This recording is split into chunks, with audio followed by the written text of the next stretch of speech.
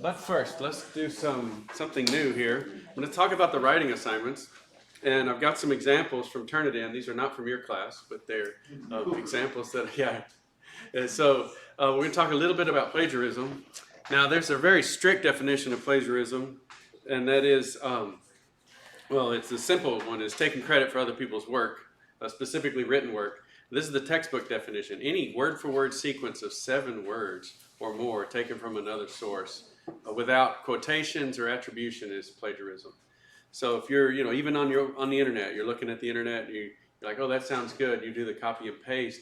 The copy and paste is how you get into trouble. Okay, paraphrase it, but don't just paraphrase it. Also cite it. And so this is how you avoid plagiarism.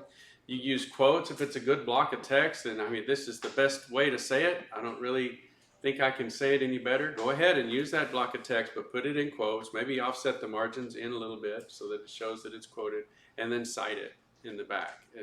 Use your bibliographic references to cite that work. The other thing is to paraphrase that text, but still cite it. Notice you have to cite it in both cases, okay, because it's not your work. If it doesn't have a citation, the assumption is those are your thoughts, those are your words. And so that's, by putting it in your paper, you're taking credit for it, for those original thoughts, if you don't cite the work. And so here's some examples, some egregious examples.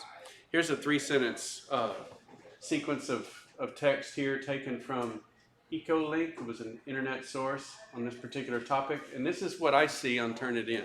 So there's really no way to not get caught. I mean, TurnItIn is looking at sites all over the world, and even all of the PChem papers that were turned in the past, and instrumental papers and so on. So it has everybody else's work in there, and I can see not just that it was copied, but who it was copied from or where it came from. And so this was copied and pasted into this paper. Here's the original from that website. I can click this thing and go to that website and see. And so then here's another one that's even worse.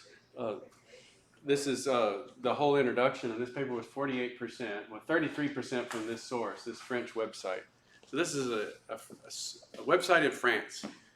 And I would have never caught that, except on this paper I knew something was strange because the writing that wasn't copied was full of grammatical errors. The writing that was copied was beautiful and perfect. And how do I analyze beautiful and perfect writing versus grammatical error writing? The beautiful and perfect writing isn't something that sort of you hear little angels in my head. Wow, what a great way to write. It's just easy to write, easy to read. I'm reading through it and I don't get tripped up. And so I'm cruising through the introduction and then I get to the results and all of a sudden I start tripping over words and there's missing articles and missing prepositions and they're used incorrect and there's plural mistakes, a plural subject and a singular verb. And I'm like, wait a minute, what changed?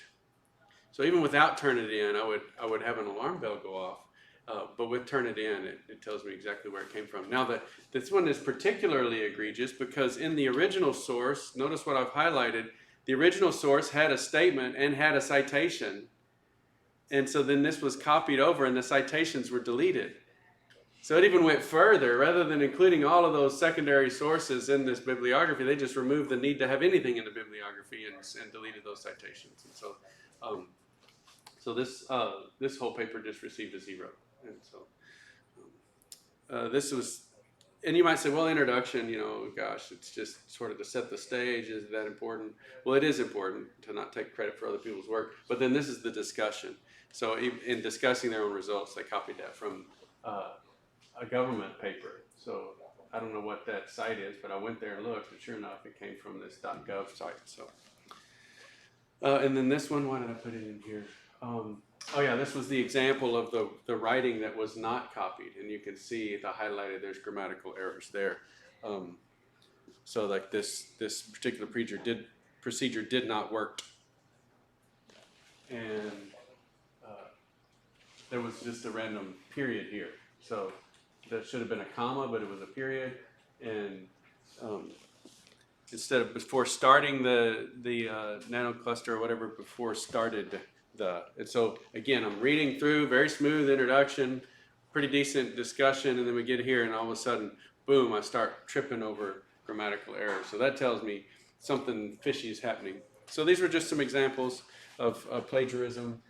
Don't do it. Always paraphrase. If you find something that's good, paraphrase it and cite your source, and you'll be able to avoid it.